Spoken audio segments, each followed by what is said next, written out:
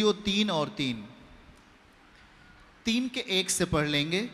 कुलूसियों की किताब 3 अध्याय 1 से लेकर के 4 तक, 1 से लेकर 4 तक। सो जब तुम मसीह के साथ जिलाए गए तो स्वर्गीय वस्तुओं की खोज में रहो। आमीन। जहां मसीह वर्तमान है और परमेश्वर के दाहिनी ओर बैठा हुआ है। आमीन कहिए। पृथ्वी की नहीं परंतु स्वर्गीय वस्तुओं पर ध्यान लगाओ। आगे, क्योंकि तुम मर गए, क्योंकि तुम तो मर गए और तुम्हारा जीवन, बोलो हमारा जीवन, मसीह के साथ परमेश्वर में छिपा हुआ है। वचन 4 आइए। जब मसीह जो हमारा जीवन है, सब लोग बोलो, जब मसीह जो हमारा जीवन है प्रकट होगा तब हम भी महिमा के साथ प्रकट किए जाएंगे। आमीन। हालेलुया। प्रकट किए। आप सोच लो कि आप कितने महत्वपूर्ण हो भाई बहन, बातों को समझ लेना। दूसरा आयत दिखाइए, इसी में दूसरा आयत पढ़िए। पृथ्वी की नहीं परंतु स्वर्गीय वस्तुओं पर ध्यान लगाओ। बोलो, पृथ्वी पर की नहीं, पृथ्वी पर की नहीं परंतु स्वर्गीय वस्तुओं पर ध्यान लगाओ। तीसरा फिर से पढ़ लेंगे। तीसरा, क्योंकि तुम तो मर गए थे। हम लोग क्या हो गए थे भाई? शरीर आपका चल रहा था, शरीर आपका खाना खा रहा था, शरीर आपका हर काम कर रहा था, लेकिन वो शरीर कैसा था?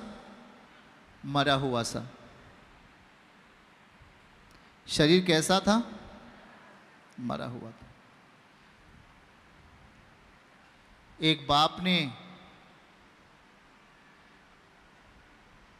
या एक बेटे ने अपने मां को ही मार डाला, एक पति ने अपने पत्नी को ही मार डाला, और तमाम ऐसे अपवाद को आप देखते हो। जो व्यक्ति पाप के साथ जुड़ा हुआ है, बाइबल की भाषा में वो व्यक्ति मरा हुआ है। तुम तो मर गए थे, तुम्हारा जीवन मसीह के साथ परमेश्वर में छिपा हुआ है। आमीन। मतलब हम छुप गए हैं अब परमेश्वर के साथ। जैसे ही आपने प्रभु को अपनी जिंदगी में आने के लिए मौका दिया, जैसे ही आपने यीशु मसीह को अपनी जिंदगी में आने के लिए अवसर दिया, आप परमेश्वर में छिप गए। फिर से देखिए, हम मर गए थे। कैसे? पाप के कारण। पाप इंसानों में आकर मनुष्य को क्या कर दिया था? मार दिया था। इंसान मर चुका था, और इसीलिए कहता है कि प्रभु ठीक समय पर हमारे लिए मरा ताकि हम जिंदा हो जाएं। आमीन। और यहां यही लिखा है, क्योंकि तुम मर गए थे और तुम्हारा जीवन, बोलो हमारा जीवन, मसीह के साथ। ध्यानपूर्वक सोचना है इसको। किसके साथ? पाप के साथ, गुनाह के साथ, चोरी के साथ, हत्या के साथ, जुर्म के साथ नहीं, परंतु किसके साथ? मसीह के साथ हमारा जीवन छुपा हुआ है, या हम कहें हम सुरक्षित हैं। पिता ने हमें सुरक्षित कर लिया जब हमारा जीवन मसीह के साथ आ गया। मसीह के साथ हमारा जीवन छिप गया है, मतलब सुरक्षित कर दिया गया है। कहां पर? परमेश्वर में। आमीन। आप जब मसीह को अपनी जिंदगी में रखते हैं, जब उसके वचन को अपनी जिंदगी में लेकर चलते हैं, तब आपका जीवन कहां छिपा हुआ है? बोल के बताइए, कहां जीवन छिपा हुआ है? याद रखिए, परमेश्वर में। बोलो, परमेश्वर में छिपा है।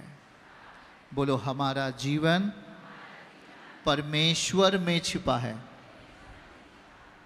अच्छा, अब जब कोई हमला करता है, शैतान हमला करता है, तो क्या वो आपके जीवन में आ सकता है? क्यों? क्योंकि अब आपका जीवन कहाँ छिपा हुआ है? मसीह के साथ आपका जीवन कहाँ छुप जाएगा? परमेश्वर में। मसीह के साथ आपका जीवन कहाँ छुप जाएगा? मसीह के साथ आपका जीवन कहाँ छुप जाएगा? परमेश्वर में। आमीन कहें। हालेलुया। उस टाइम में शत्रु का हमला क्या आपके ऊपर असरदार होगा? बीमारी का हमला क्या आपके ऊपर असरदार होगा? बोलो नहीं। क्योंकि हम कहाँ छुप गए हैं? बोलो, परमेश्वर में छुप गए हैं। ये कैसे हुआ? यीशु के साथ। जब हम यीशु मसीह के साथ आ जाते हैं तो हमारा जीवन किसके साथ छुप जाता है? परमेश्वर में छुप जाता है। आमीन बोलिए तेजी के साथ। इसलिए अब आपको करना क्या है? इसलिए अब आपको करना क्या है? कुलूसियों अध्याय 3 वचन 8 और 9 पढ़िए हमारे साथ। क्या लिखा है उसमें? कुलूसियों की किताब 3 अध्याय 8 और 9 आयत को पढ़िएगा। इसलिए हमें अपनी ज़िंदगी से क्या दूर रखना है? बाइबल कहती है, पर अब तुम इन सब बातों को, कौन सी बातों को? हमारे साथ पढ़िए सब लोग। पर अब हम इन सब बातों को, अर्थात क्रोध, रोष, बैर भाव, निंदा, मुंह से गालियां बकना, ये सब बातें छोड़ दो।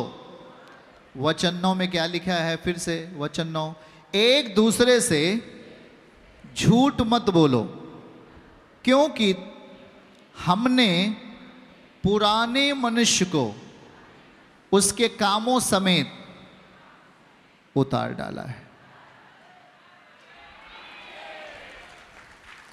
उसके कामों समेत क्या कर दिया है? उसके कामों समेत क्या कर दिया है? पुराने मनुष्य। हमारे अंदर एक पुराना मनुष्य था कि नहीं, जो हमें दलदल में लेके गया था। वो कौन सा मनुष्य था? पुराना मनुष्य था। जो हमें व्यभिचार में लेके गया था, कौन मनुष्य था हमारे अंदर? पुराना मनुष्य था। जो हमें कर्ज में लेके गया था, जो हमें मुकदमे में लेके गया था, जो हमें तमाम बुरी परिस्थिति में लेके गया था, वो कौन सा मनुष्य था? सब लोग बोलिए, कौन सा मनुष्य था? अब पुराना मनुष्य क्या लिखा है? देखिए, इसमें लिखा है कि एक दूसरे से झूठ मत बोलो, क्योंकि तुमने पुराने मनुष्य को उसके कामों के साथ उतार डाला है। आमीन। जैसे हम पुराना कपड़ा हो जाता है, गंदा कपड़ा हो जाता है, तो हम उस कपड़े को क्या करते हैं? बोल के बताइए, क्या करते हैं? उतारते हैं कि पहने रहते हैं? हाँ? क्यों उतार डालते हैं? क्योंकि उस कपड़े को हमें क्या करना है? अभी सफा रखना है, सफा करना है। करना है कि नहीं करना?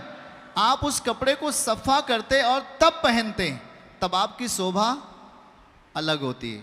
और जब तक आप पुराने कपड़े को पहने रहेंगे, एक कपड़ा 1 महीना पहने रहेंगे, तो उस कपड़े में से क्या आएगा?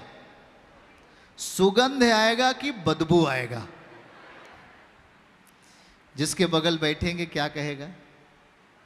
यार, एक कौन सा आदमी आ गया है?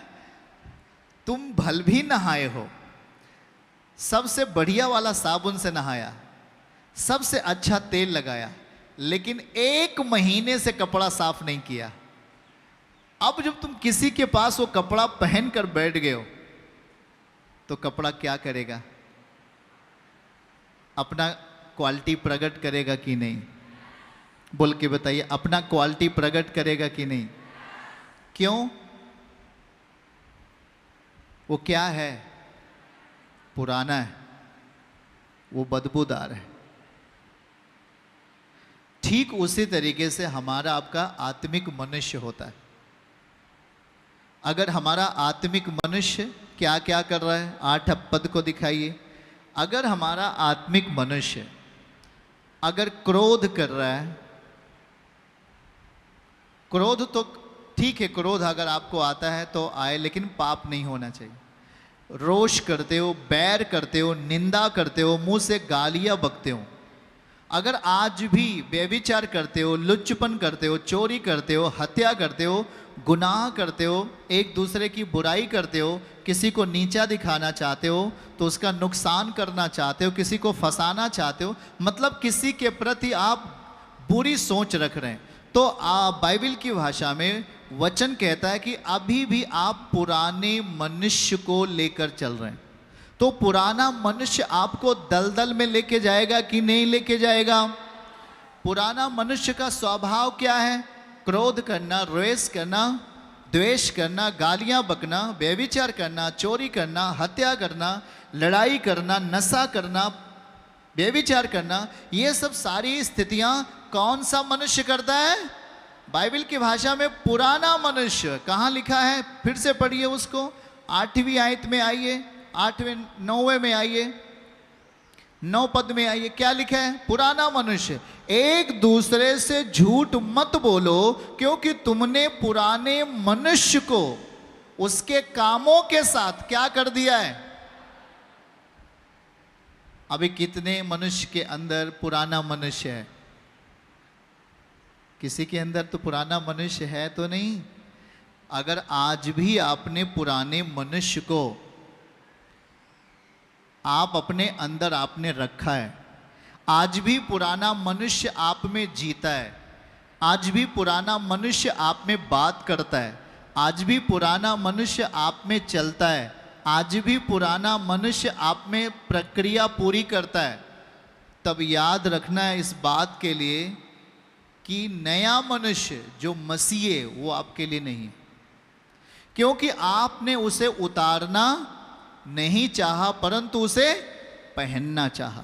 आपने पुराने कपड़े को, आपके पास नया कपड़ा सामने है पर आपने कहा नहीं नहीं, मुझे पुराना कपड़ा ही चाहिए, मुझे नया नहीं चाहिए, मुझे पुराना चाहिए, मुझे पुराना चाहिए, मैं उसी में रहना चाहता हूँ, मेरी आदत हो गई है पुराना कपड़ा पहनने की।